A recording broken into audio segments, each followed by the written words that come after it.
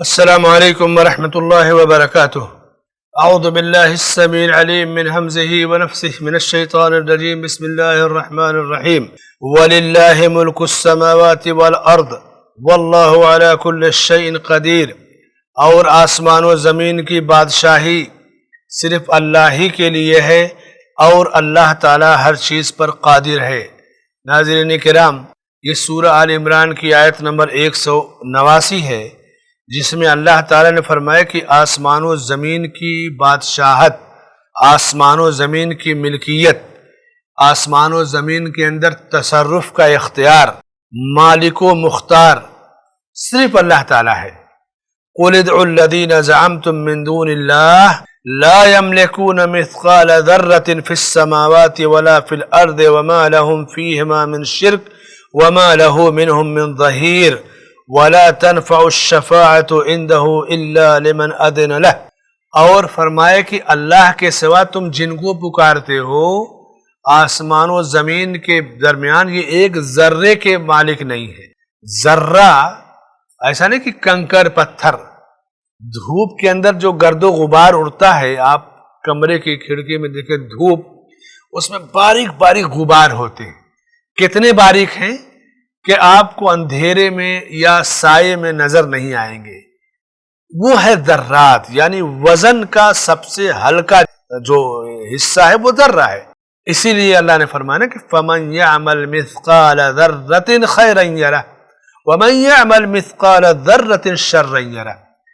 نیکی کا معمولی حصہ ذرہ برابر، ایک معمولی سا پتھر، کنکر، اس کا ٹکڑا، اس کا ٹکڑا، اس کا ٹکڑا، رائی کا دانہ، اس سے ٹکڑا، یہ ذرہ کو آپ ہاتھ میں بھی نہیں لے سکتے، اتنا ہلکا وزن اس کا ہوتا ہے۔ کہا کہ یہ آسمان و زمین کے بیچ ایک ذرے کے بھی مالک نہیں ہیں، اور تم ان سے اولاد مانگتے ہو، ان سے نفع اور نقصان کی امید رکھتے ہو، ان سے شفا کی امید رکھتے ہو۔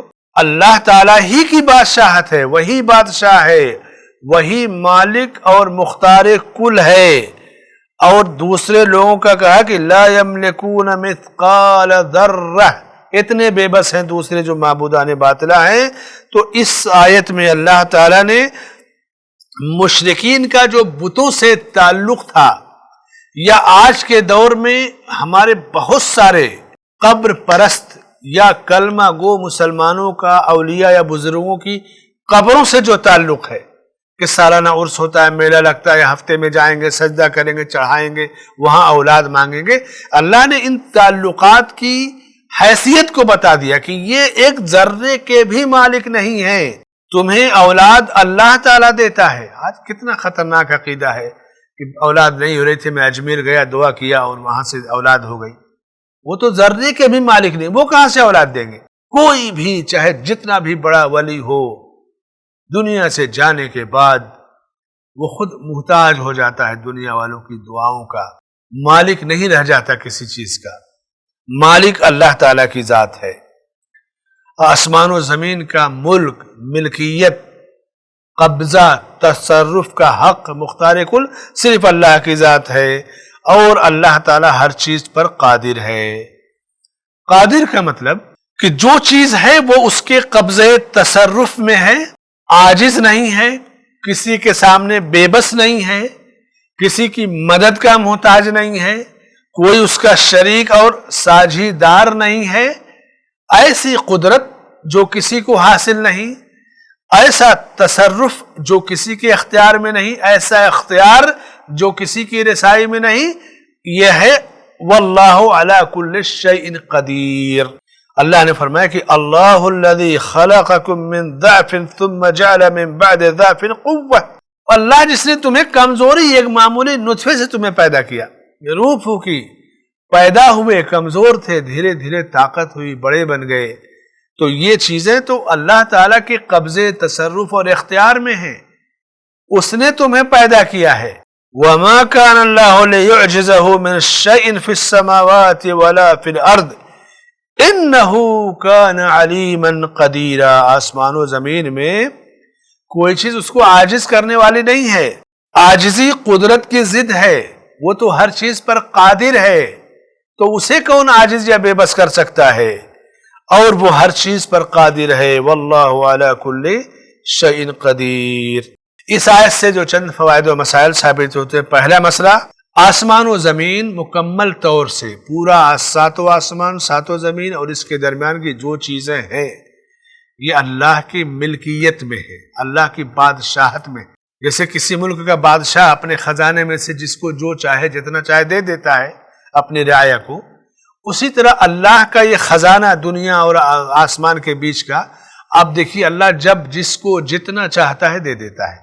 جب سے دنیا بنی کتنے لوگ نمبر 1 بنے، نمبر 2 بنے، کوئی آدھی دنیا پہ حکومت کیا، کوئی پوری پہ، کسی کو ملک کا ٹکڑا دیا، کسی کو شہر دی، کسی کو بستی دی، کسی سے سب چھین لیا، کسی کو سب دے دیا۔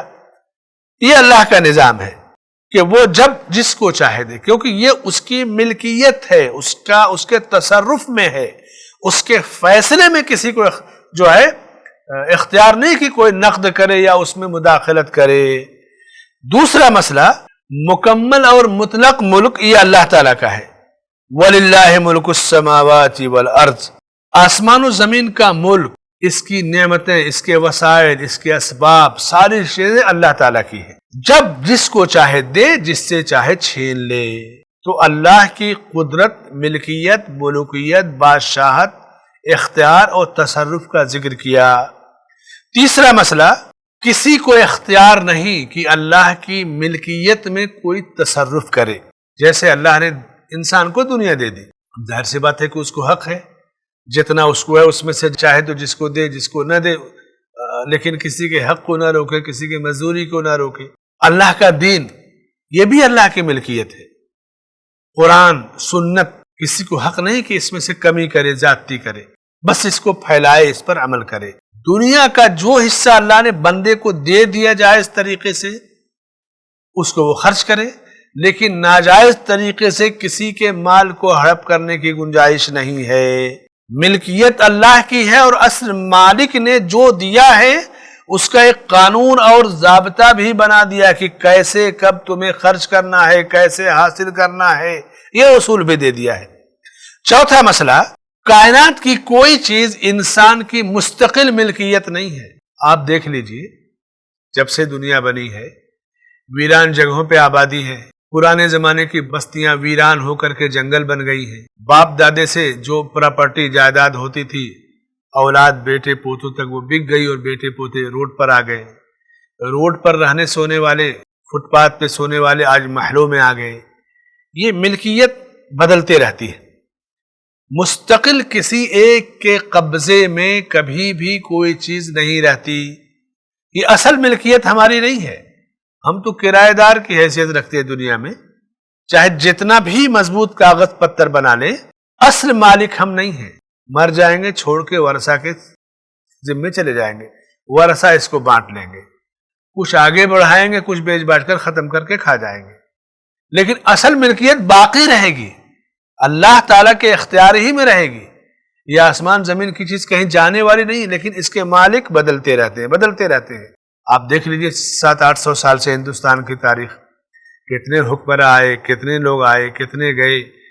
آج جو لوگ پورے ملک کے مالک تھے، آج ان کا نام و نشان نہیں موجود ہے، ان کے خاندان کا نام و نشان موجود نہیں ہے۔ جو لوگ ننگے پاؤں چلتے تھے، بکریاں چراتے تھے یا اسی طرح سے جنگلوں میں رہتے تھے، آج محلوں اور بلڈنگوں کے اور ملک کے مالک ہیں۔ یہ اللہ کا نظام ہے، اور اسی کا اللہ نے ذکر کیا کہ وَلِلَّهِ مُلْكُ السَّمَاوَاتِ وَالْأَرْضِ۔ پانچواں مسئلہ، اللہ کی قدرت عامہ، وَاللَّهُ عَلَى كُلِّ شَيْءٍ قدیر۔ ہر چیز چھوٹی یا بڑی، کوئی ایسی چیز نہیں ہے جس پر اللہ قادر نہ ہو، اس کے تصرف میں جو چیز، کوئی چیز نہ ہو، سب کچھ اس کے ہاتھ میں تصرف میں ہے۔ عَلَى كُلِّ شَيْءٍ قدیر۔ چھٹا مسئلہ، جو شخص اس آیت پر یقین رکھتا ہے کہ واللہ علی کل شیء قدیر، اور اللہ ہر چیز پر قادر ہے، اس کے اندر کبھی مایوسی نہیں آئے گی، کبھی غلط قدم اٹھانے کے، خودکشی وغیرہ کے، حرام موت کے خیالات نہیں آئیں گے، کیونکہ اسے پتا ہے کہ اللہ کی طرف سے ہے، کل من عند ربنا، اور یہ چیزیں اللہ نے مقرر کر رکھی تھی، لکھ رکھی تھی۔ تو اس آیت کی معنویت پہ، اس کی جامعیت اور اس کے پیغام پہ جو غور کرے گا کہ واللہ علی کل شیء قدیر، اور اس سے پہلے کیا ہے وَلِلَّهِ مُلْكُ السَّمَاوَاتِ وَالْأَرْضِ، آسمان و زمین کی بادشاہی اللہ کے لیے ہے اور وہ ہر چیز پر قادر ہے۔ پھر بچا کیا؟ آسمان و زمین کے بیچ کوئی چیز ہے جو دوسرے کی ہے؟ اس آیت پر غور کرنے والا مایوسی سے دور رہے گا کہ بھائی مجھے تو میرے رب نے بھیجا ہے ایک حکم دے کر کے کہ میری بندگی کرنا، اور مجھے بس رب کی بندگی کرنی ہے، رزق کا مالک اللہ ہے، محنت و مشقت سے روزی حاصل کرنا ہے۔ حادثہ مصیبت یہ چیزیں کبھی مایوس نہیں ہونے دیں گی بندے کو، جب اس آیت پر پورا پورا ایمان ہوگا کہ آسمان و زمین کی ساری چیزیں تو اسی کی ہیں، ہر چیز پر وہ قادر ہے، تو اب یہ چیزیں جینے کا حوصلہ دیں گی، مقصد زندگی کو سمجھنے کا ایک پیغام دیں گی۔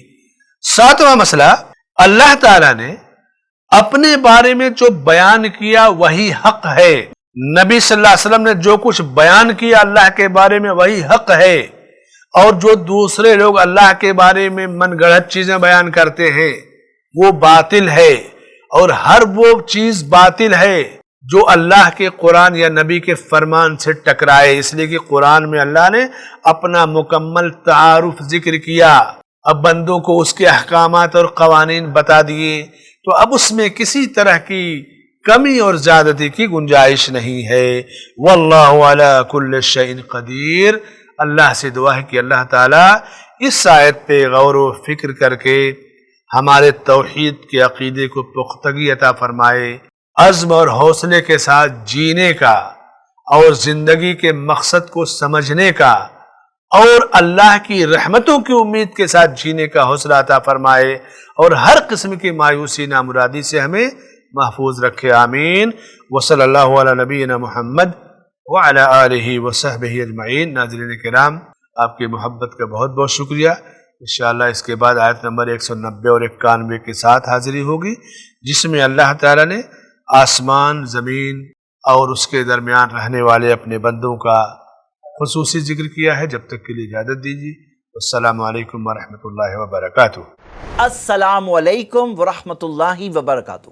آئی پلس ٹی وی پر الحمدللہ 140 سے زیادہ علماء اکرام کے پروگرامز، 16,000 سے زیادہ دینی ویڈیوز، ہر ہفتے 35 سے زیادہ علمی اور دعوتی لائیو سٹریمز، اردو، انگلش اور بنگلہ زبانوں میں کام، I plus T V mobile app, smart T V app اور آئی پلس ریڈیو پر 24 گھنٹے لائیو پروگرامز، 40 سے زیادہ سوشل میڈیا ایپس پر daily video upload, 13 YouTube channels, الحمدللہ تجربے کار علم والے علماء، اسلام کی صحیح تعلیمات لوگوں تک پہنچانا اور دین کی دفاع۔ اس کام کو آپ کو ضرور سپورٹ کرنا چاہیے۔ جزاک اللہ خیر، والسلام علیکم ورحمۃ اللہ۔ Support I plus T we, donation دینے کے لیے 9588888826 پر کال کریں۔ ایسے ہی اور ویڈیوز بنانے میں ہماری مدد کریں۔